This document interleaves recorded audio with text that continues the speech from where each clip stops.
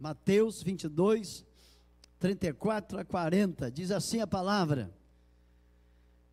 Entretanto, os fariseus, sabendo que ele fizera calar os saduceus, reuniram-se em conselho, e um deles, intérprete da lei, experimentando, lhe perguntou: Mestre, qual é o grande mandamento na lei? Respondeu-lhe Jesus: Amarás o Senhor teu Deus de todo o teu coração, de toda a sua alma, de todo o teu entendimento. Este é o grande e primeiro mandamento. O segundo, semelhante a este, é: amarás o teu próximo como a ti mesmo. Destes dois mandamentos dependem toda a lei e os profetas. Glória a Deus. Você pode tomar assento em nome de Jesus e ficar bem. E ficar bem, mas é ficar bem atento. Bem atento àquilo que Deus está falando para nós nessa noite. Eu fico impressionado quando leio sobre alguns homens que dedicaram toda a sua vida a Deus. Isso me impressiona muito. Chama muito a minha atenção e me desperta muitos cuidados, porque foram os homens que gastaram tempo, não perderam tempo em dedicar a sua vida a Deus. Só que a gente escolhe alguns que chamam mais a nossa atenção. E entre esses alguns, eu escolhi Davi. Escolhi o rei Davi, que lá em 1 Samuel 13,14 vai dizer que Davi, um homem segundo o meu coração, que faz a minha vontade. Então, isso me chamou a atenção. Um homem segundo o meu coração e que faz a minha vontade. Isso me chamou a atenção. E foi muito impressionante essa escritura, porque a gente vê a diferença entre pessoas adoradoras e pessoas. E eu posso dizer que vou um pouco ainda mais longe, dizendo que um cego chamado Bartimeu, ele vai revelar, ou vai fazer uma revelação que até então não havia sido revelada. E ela está em Marcos 10, 47. Com essa revelação, Bartimeu foi o único que revelou um título messiânico de Jesus. E com esse título, Jesus, filho de Davi. Foi Bartimeu que revelou para os discípulos e a multidão que estava com Jesus, ou acompanhando, que Jesus tinha esse título. Não porque ele era filho de Davi, mas ele vinha de uma descendência. Por isso que eu escolho Davi como exemplo para a minha vida. Por isso que eu escolho e gosto muito de falar dele, porque ele é um exemplo. Apesar de algumas coisas, como todos nós temos algumas coisas, ele não pegou aquelas algumas coisas e fez disso uma dificuldade para adorar a Deus. Ele venceu as coisas e adorou a Deus, como deveria viver na adoração. Então Davi é para nós um exemplo de amor a Deus. Se alguém quer ver um exemplo de pessoas que amavam a Deus, leia sobre Davi. Você vai encontrar muita facilidade em entender o que é amar a Deus. Observem que o texto, queridos, que nós lemos de Mateus 22, de 34 a 40, ele vem falar de dois grupos de pessoas. Na verdade, dos versículos 23 até o 33, fala de um grupo. Do versículo 34 até o versículo 40, aparece outro grupo. Grupos que estavam na cola de Jesus, pessoas que estavam se mostrando somente. Sabe aquela pessoa que se mostra? Só tem aparência, mas você depois descobre que não tem nada a ver? Eram esses dois grupos. Chamavam eles saduceus e fariseus. Eram dois grupos que viviam perturbando o Senhor Jesus. Eram pessoas contrárias à ressurreição, não os fariseus, mas os saduceus. Os saduceus eram totalmente contrários à ressurreição, mas, apesar de serem contrários, zombavam de Jesus, faziam chacotas com Jesus. Entretanto, não foram felizes nas suas chacotas. Jesus, motivado pelo Espírito Santo, não entra em discussão, porque nós não devemos entrar em discussão com religiosos. Não façam isso, é quase perca de tempo, mas você tem que ser contundente frente a essas questões. E Jesus então repreendeu-os, dizendo: vocês estão errados. Ele não entrou em discussão, ele resolve o problema. Jesus dificilmente deixava o problema, ou melhor, nunca deixou o problema mal resolvido, ele resolvia o problema. Então ele chegou para eles, de repente olhou no olho e disse: vocês estão errados, muito errados. E isso serve também para nós atualmente. Por quê? Que serve para nós? Porque há muitas pessoas ainda acreditando que uma vez que a pessoa morreu, isso acabou a história dela. Isso entre a igreja ainda tem muita dessa gente que acredita: morreu, acabou. Ou seja, quando ela diz que morreu, acabou, ela não está acreditando em ressurreição. Ela está apagando isso da mente dela. E Jesus disse: vocês estão errados, porque Deus não é Deus de mortos, e sim é Deus de vivos. Então olha como Jesus resolve o problema com eles: vocês estão errados porque Deus é Deus de vivos. E isso para nós é uma grande alegria, porque Deus não é Deus de mortos, sim Deus de vivo. Se Ele é o nosso Deus, então nós estamos vivos, e se morremos, mesmo assim estaremos vivos, para a glória de Deus o Pai. Amém? Mas aí, não satisfeitos, que naquele meio estavam circulando tanto pessoas dos saduceus como os fariseus, ali também estava uma classe perturbadora chamada fariseus. Sabe aqueles metidinhos? Você já lidou com uma pessoa metidinha, que parece que conhece a Bíblia? Eu conheço a Bíblia. Metidinho? Que quer te combater? Quer te perturbar? Já lidou? Quem aqui já lidou com uma pessoa dessa aqui? Só porque a gente... Pessoa metidinha. Só porque lê alguns livros, acha que sabe tudo. Assim eram os fariseus, metidinhos, engraçadinhos, querendo entrar num pleito com Jesus. Então, diante disso tudo, vendo que os saduceus haviam se calado, porque Jesus fez-os calá-los, então eles... Sabe quando alguém entra numa discussão com outro e o outro tem eloquência para fazê-los calar?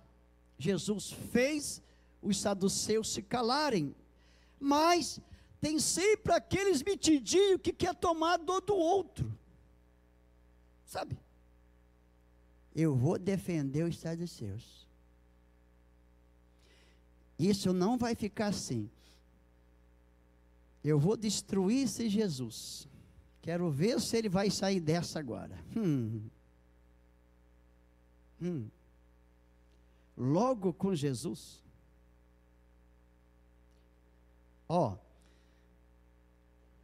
Tenha cuidado quando você entrar num pleito com alguém que é crente de verdade, tá? Cuidado, hein? Cuidado que essa pessoa pode fazer você calar. Ficar quietinho. Jesus fez eles ficarem caladinhos. Aí veio os machucadinhos, feridinhos, sabe? Não é assim que às vezes acontece? Tem pessoas feridinhas, né? Magoou. Jesus magoou. Agora eu vou defender meus amigos. Aí vai para Jesus, que essa classe era a classe que interpretava as leis. E eles achavam que interpretar as leis eram muitas coisas. Conhecia os 10 mandamentos. E Jesus gostou disso, porque ele usa aquilo que eles interpretavam para fazer algo que daqui a pouco eu vou dizer. Então eles vêm para Jesus e fazem uma pergunta, talvez achando que Jesus não ia saber. Sabe quando alguém não acredita em você? E faz aquela pergunta: ô Jesus, você pode dizer para mim qual é o maior mandamento e na lei? Ainda na lei, olha que bicho sem vergonha. Que raça de canalha. Mas eu só aceito na lei, tá, Jesus? Jesus foi para ele e disse: olha, amarás o Senhor teu Deus de todo o teu coração, de toda a tua alma e de todo o teu entendimento. Esse é o grande primeiro mandamento. Esse é o primeiro. Começou aí. Sabe quando você começa a mexer com a cabeça de alguém que acha que sabe alguma coisa? Jesus agora está mexendo nos neurônios. Eu acho que agora estava explodindo por dentro. Começou a dar choque nos neurônios deles. E eles começaram a entrar, talvez, em crise. Porque além de Jesus falar com muita autoridade algo que eles não queriam ouvir, ele falou outra coisa que eles eram metidinhos, todo nariz empinado e não fazia.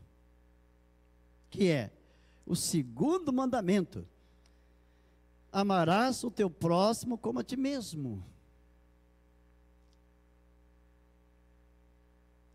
Aí Jesus falou: vocês não querem na lei? Não é isso? Então, destes dois mandamentos depende a lei. Ou seja, se vocês não cumprem, hipócritas,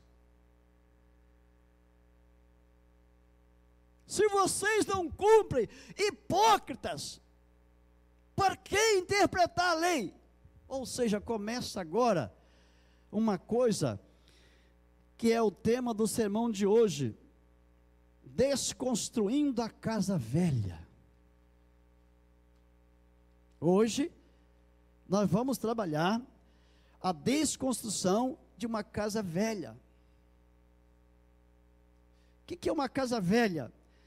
É uma casa talvez fedorenta, uma casa talvez cheia de buracos, uma casa talvez toda suja, uma casa talvez toda fedorenta, uma casa talvez precisando de reforma.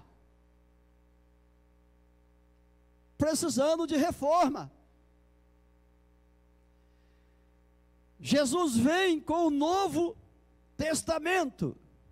Eles estão enfrentando Jesus com o Velho Testamento. Jesus vem para vencer e cumprir a lei. Eles são legalistas na lei. Eles querem valer ou fazer valer a lei. Jesus quer fazer valer o Evangelho. Aleluia. Eles querem continuar olho por olho, dente por dente. Jesus quer fazer valer o amor. Eles querem levar as pessoas à destruição. Jesus quer levar à reconstrução. E aí, lá em Romanos capítulo 12, versículo 21, tem uma escritura que diz assim: não se deixem vencer pelo mal, mas vença o mal com o bem. Jesus tomou isso, vindo de Deus, ele não deu ideia ao mal. Fala para o seu companheiro: não dê ideia a ideologias maldosas. Fala para ele aí: eita glória. Causa um movimento na vida do seu amigo e fala: por favor, não dê ideias a doutrinas falsas.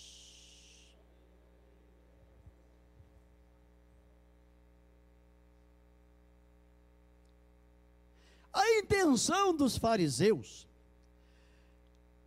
foi maliciosa. Foi. Você já lidou com uma pessoa maliciosa, Ivelto? Quem já lidou com uma pessoa maliciosa aqui? Eu acho que todo mundo. Como é que ela faz? Ela tenta te cercar de argumento para ver você cair, não é? E às vezes usa até a Bíblia. Os hereges usam até a Bíblia. Os maliciosos até dizem: isso não está na Bíblia. Aí você fala: qual o contexto? Aí eu não sei. Você fala: então vai catar coquinho. Você não sabe o contexto? Então me deixa em paz. Porque a Bíblia tem um contexto, não tem? Você não pode pegar o texto com o pretexto, você tem que pegar o contexto. Em que momento Jesus está falando isso? Para quem e com que sentido? Para que você possa ser abençoado e usado por Deus. Então a intenção deles foi totalmente perigosa e maliciosa, mas Jesus aproveitou a oportunidade para desconstruir instruções ou ideologias contrárias à palavra de Deus. Querido e querida, por favor, se vier alguém falar alguma coisa para você que é contrária à Bíblia, tenta desconstruir essa malícia na palavra de Deus. Não deixe a pessoa satisfeita, porque Jesus não deixou os satisfeitos. Aprenda com Jesus que deixar satisfeito pessoas maliciosas é entregar na mão do diabo.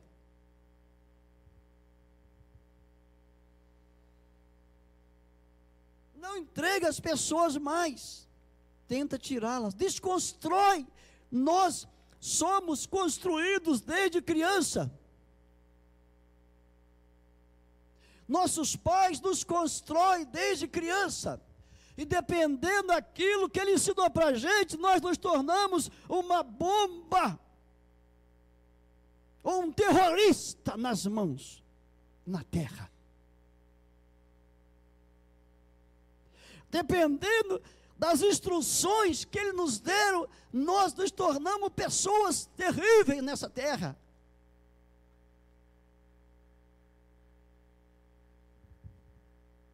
Então, por exemplo, uma vez, alguém bem lá atrás, disse para mim assim: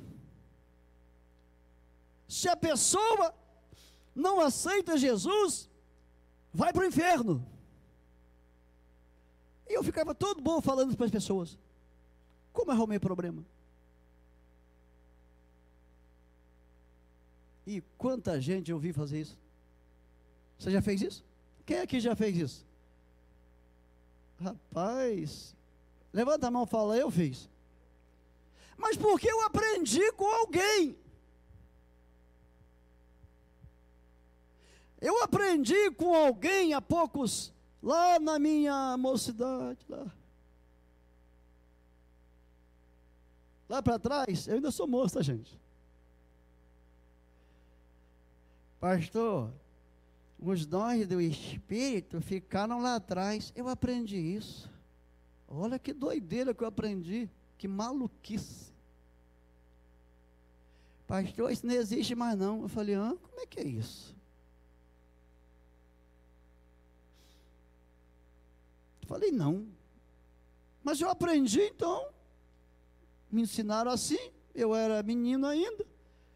Fui crescendo assim, até que alguém desconstruiu isso na minha cabeça. Até que alguém falou para mim, Deus é Deus de passado? Ou é Deus de presente? Ele disse, a palavra de Deus, ela é velha? Ela fica lá atrás? Comecei a ler a história de alguns avivalistas. Moody, o próprio Billy Graham, homem de Deus. Comecei a ler algumas pessoas que foram instrumento na mão de Deus, Kenneth Reagan. O próprio Hernando Dias Lopes escreveu um livro sobre isso. Eu falei, pera lá, tentaram me enganar. Olha para cá, não deixe as pessoas te enganar não. Porque se elas te enganarem com doutrinas que não são bíblicas, você vai crescer um crente muito ruim. Por exemplo, no seminário, me ensinaram uma coisa que eu fiquei assim, chateado. Um professor, que eu agora não lembro quem é, falou assim, não esquente a cabeça. Porque quem envia as pessoas para a igreja é Deus. Você não precisa se matar não. Eu falei, caramba, tentaram me ensinar essa loucura. Aí eu chego na Bíblia e falo assim, Jesus falando, vede os campos, prontos para colher. Faça o quê? Vão e colhe os trigos. Eu falei, pera lá, o que eu estou aprendendo? Será que eu tenho que deixar os trigos apodrecerem no campo? Que história é essa? Que teologia é essa que estão me ensinando? Eu tenho que então ficar na igreja só orando, cantando, e deixar que Deus traga, e ninguém, eu não vou buscar ninguém, que história é essa? Falei, não, está errado. Desconstruir na minha cabeça esse troço. Querido, olha para cá. Desculpe eu ser sincero, tem muitas construções na sua cabeça que tem que ser desconstruída hoje em nome do Senhor Jesus.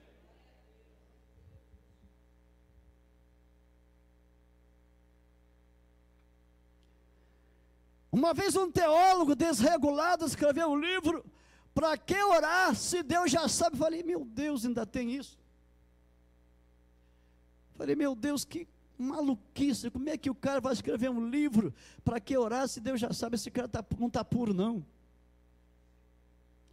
Tem alguma coisa na cabeça dele. A Bíblia diz, orai, sem cessar, e o cara vai e escreve um livro desse. Falei, essa porcaria tem que ir para o lixo, para o fogo. Não li o livro. Então, queridos, aparece muita gente para tentar ludibriar a sua vida. Se você deixar, vai ser um crente muito ruim. Vai ser um crente muito ruim. O que é ser um crente melhor aqui? Faz assim se você quiser. Porque é sempre melhorando no Senhor, não é? Você não está bom.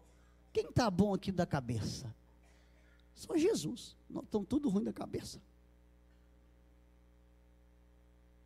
Então Jesus está desconstruindo casas velhas. Fala comigo, casas velhas precisam serem desconstruídas.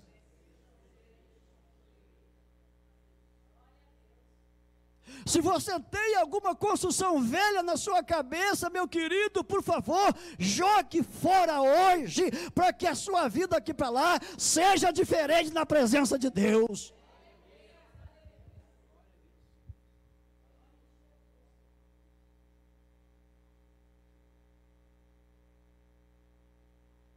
Glória a Deus.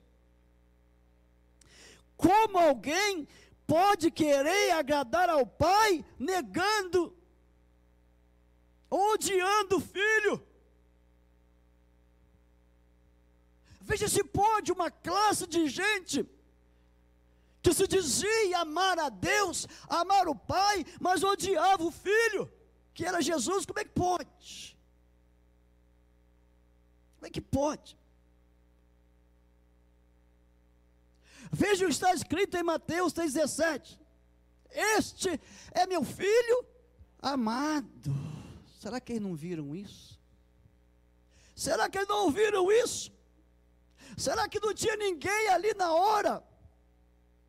Quando Jesus estava sendo batizado, onde a voz vem, será que não ouviram isso? Mas não, a pessoa quer fazer valer aquilo que ela defende. Não importa se está contrário à palavra de Deus, o que eu penso tem que estar valendo. Não importa se Deus não gostar, mas é isso mesmo que eu defendo e vai ser assim. Ei, desconstrói, porque ainda dá tempo você viver uma vida feliz. Glória a Deus. Saiu glória ali, saiu glória aqui, e vai gloriando para lá. Vou falar, desconstrói antes que seja tarde demais. Porque a sua vida pode ser melhor, pode ou não pode? Quem acha que a sua vida pode ser melhor daquilo que é? Levanta a mão alta assim. A minha também pode ser melhor. Agora ela vai ser melhor quando eu me permitir desconstrução na minha vida. Deus não desconstrói se você não se permitir.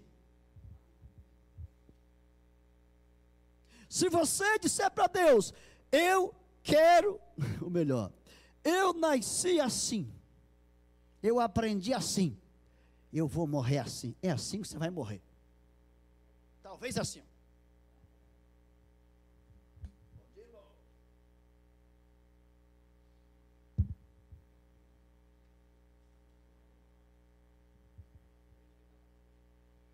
Crente que está abafando. Mas se você aceitar a desconstrução, você vai poder ver assim, ô Ivelto, que prazer, rapaz. Bom te ver aqui nessa reunião, rapaz, que maravilha. Posso contar com você, Ivelto. Esse é o problema.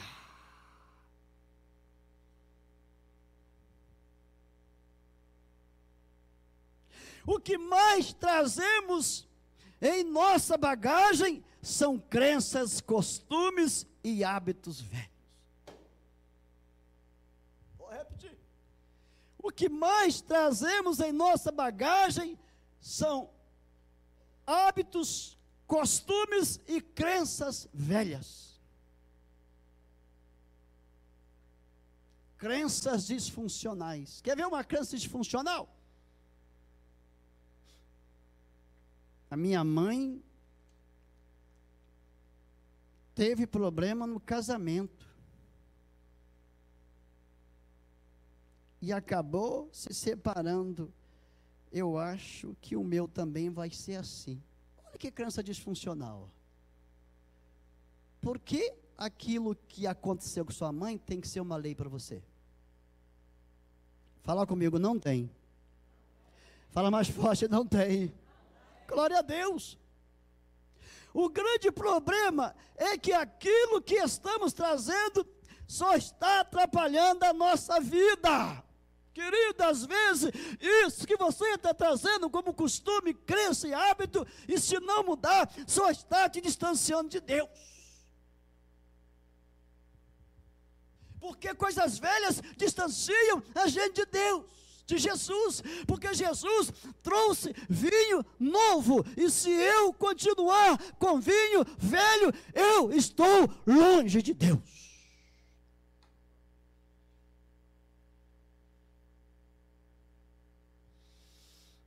Abra sua mente às novas realidades de Deus, que Deus tem coisa nova para você aqui hoje. Eu repeti, abra sua mente, querido.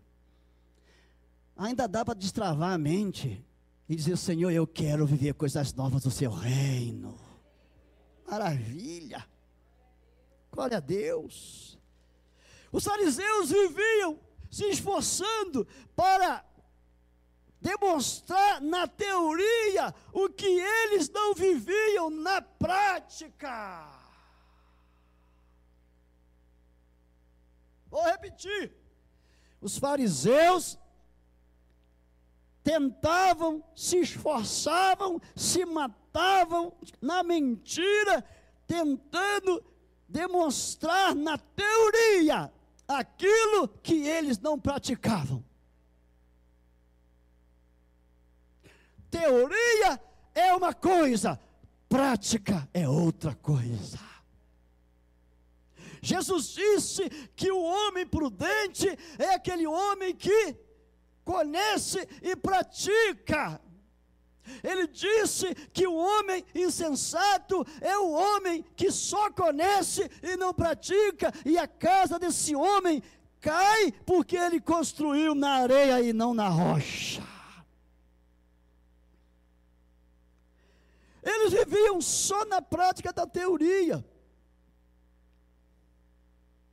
Mas olha para cá, foi aí que Jesus pegou pesado. Agora ele pega pesado. Você já ouviu a frase? Você pegou pesado. Já viu? Já ouviu? Jesus agora investe pesado. Sabe para quê? Para que eles mudassem a visão.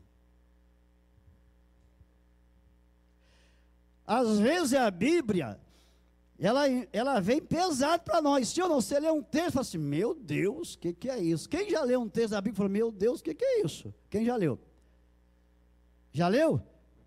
É pesado, né? Mas é para mudar a visão. Não se muda a visão com mamão com açúcar. Não transforma ninguém passando a mão na cabecinha. Se transforma pessoas usando às vezes o sermão duro para a pessoa aprender. Então Jesus começa a desconstrução por algo muito difícil. Sabe aquilo que é difícil, mas é possível? É aquilo que Jesus colocou. E nós vamos ver agora. Primeira coisa que Jesus começou, difícil para eles. Vocês devem amar a Deus de toda a sua alma. O que é amar a Deus de toda a sua alma? É sentir Deus em você. É Deus aparecer nas suas atitudes. É as pessoas enxergarem Deus em nós. Não é ficar só na prática, mas não é ficar só na teoria ou no conhecimento da letra, mas é praticar a palavra. Porque se de um lado a Bíblia diz que nem Moisés conheceu a Deus, na nova aliança a Bíblia diz que sem santificação ninguém verá a Deus. Ou seja, se a gente demonstrar na prática aquilo que a gente conheceu na letra, Deus aparece na nossa vida. Amém? Glória a Deus. Se a gente colocar em prática aquilo que a gente leu, Deus aparece na nossa vida, queridos. Demonstrar isso na prática. O que mais tivemos na história humana, e ainda temos, são pessoas adorando qualquer coisa, dizendo que adoram a Deus. Tínhamos, temos, e vamos continuar tendo pessoas que adorem bonecos, que adorem barros, que adorem amuletos, e dizem, nós adoramos a Deus. Isso é mentira.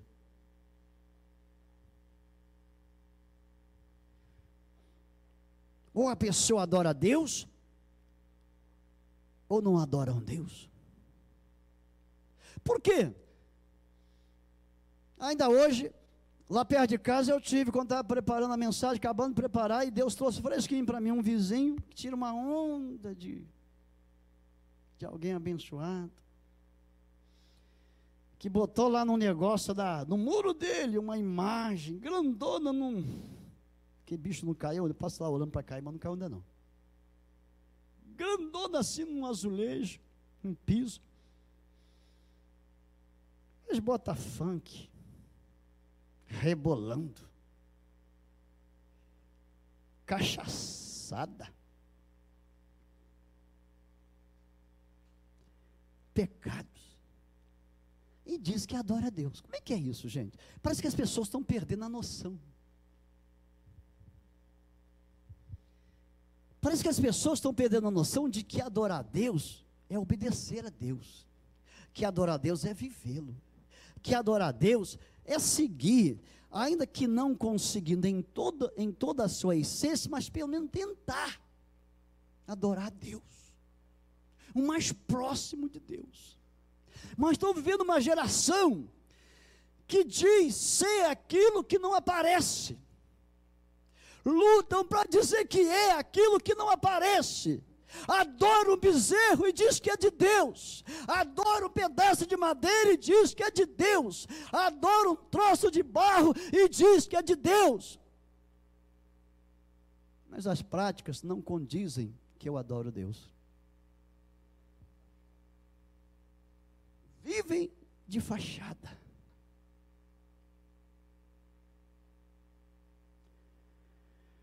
praticam as obras da carne. E quais são elas, as obras da carne? Abra a sua Bíblia, por favor, em Gálatas capítulo 5.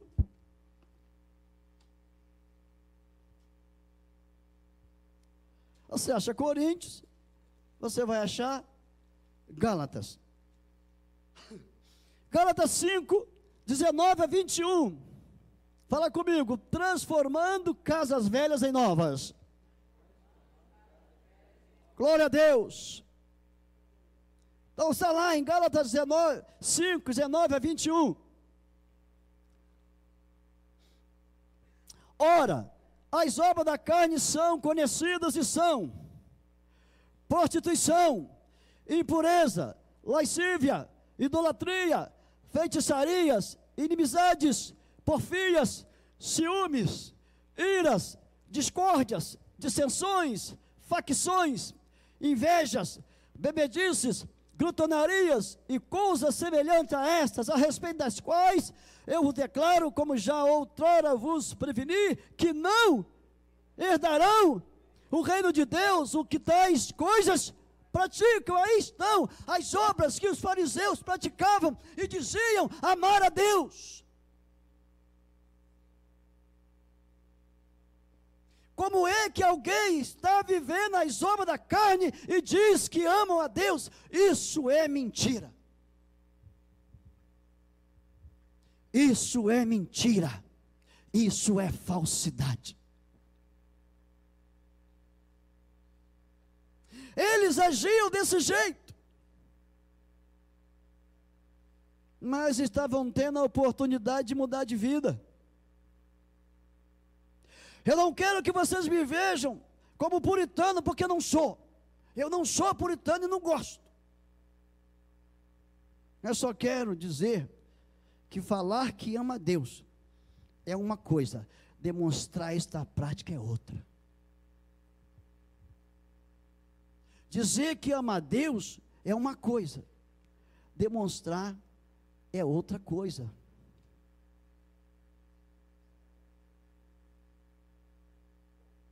Depois que Jesus começa a desconstrução, dizendo: vocês interpretam tanta lei, mas não cumprem. Agora ele parte por uma mais séria. Sabe por quê? Porque Jesus era o próximo deles. Eita glória! Ele traz o segundo mandamento. Qual é? Amarás o teu próximo. Olha para cá que eu quero te falar uma coisa. Você sabe que as pessoas têm dificuldade para saber quem é o próximo dela? Uma vez eu fiz a pergunta, o menino evangélico: quem é o seu próximo? Ele disse: minha mãe e meu pai. Eu falei: toma vergonha, rapaz, é quem está perto de você agora. As pessoas não sabem nem quem é o próximo dela, meu irmão. Como é que vai cumprir mandamento se você não sabe o que é? Parece que próximo é só mulher, marido, filho e filha. Mas o próximo pode ser aquela pessoa que você odeia. Eita glória!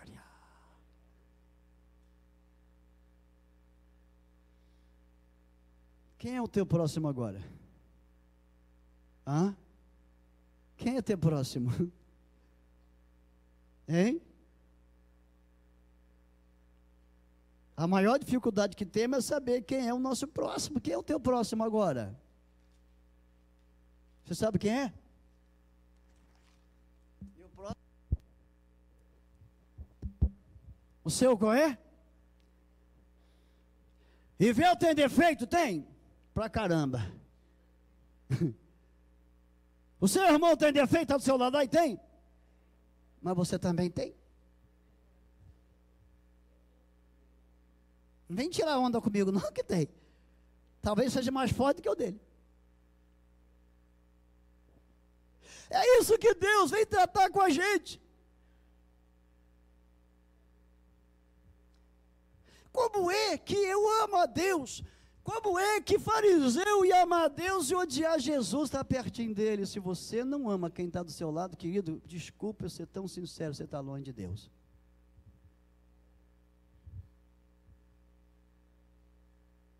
Se você não ama seu próximo, você está muito longe de Deus. Está distante de Deus. Olha para cá e aprenda uma coisa. Não deixe chegar em casa para amar sua esposa ou seu filho. Ame-a aqui agora. E em casa também. Não deixa chegar Natal para dar presente. Dá agora, meu filho. Porque tem gente que é falso, só dá presente no Natal. Quer me enganar, dá bajuquinha. Só no meu aniversário que me tratam bem. Quer me enganar? Me dá uma balinha juquinha que eu vou, docinha.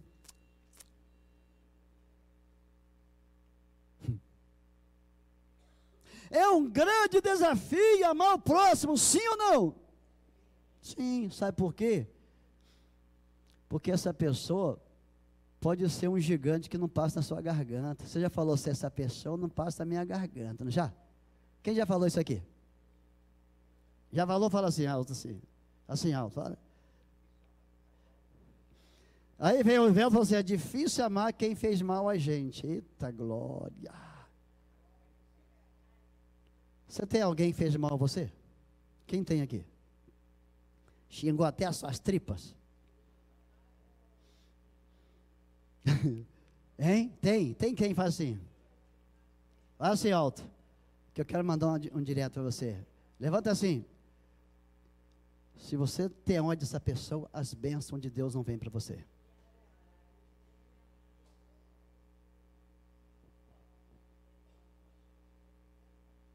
Sinto muito em te dizer que talvez a sua vida está travada espiritualmente só por causa disso.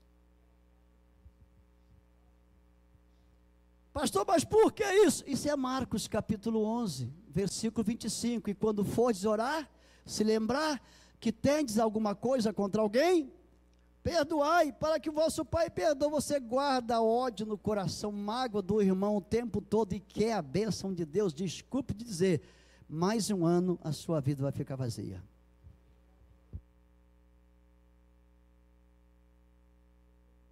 Capítulo 6, versículo 37 diz: não julgueis para não ser julgado, porque com a mesma medida julgados também. Então olha para cá que eu quero te dar um conselho. Olha para cá. Acerta isso hoje com Deus. Oh glória. Sabe por quê? A sua cabeça está velha. Pessoas que não perdoam estão velhos. Isso é a ideia de fariseu. Eu não quero que você seja um fariseu. Eu quero que você seja um crente no Senhor Jesus Cristo. Aleluia. Deixa fariseu para lá, seja crente.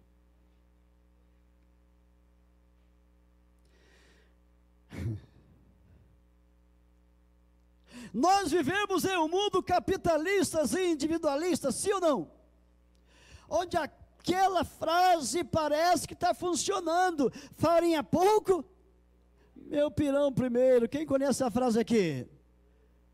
Farinha pouco, Mas e se Deus quiser usar sua farinha para alimentar alguém? Você vai falar para Deus: não, Senhor. Senhor, não, eu só tenho um pinguim, Jesus. Não, eu vou ter que comer primeiro. Aí Jesus fala assim: fariseu. Fariseu não vai ser abençoado, porque quem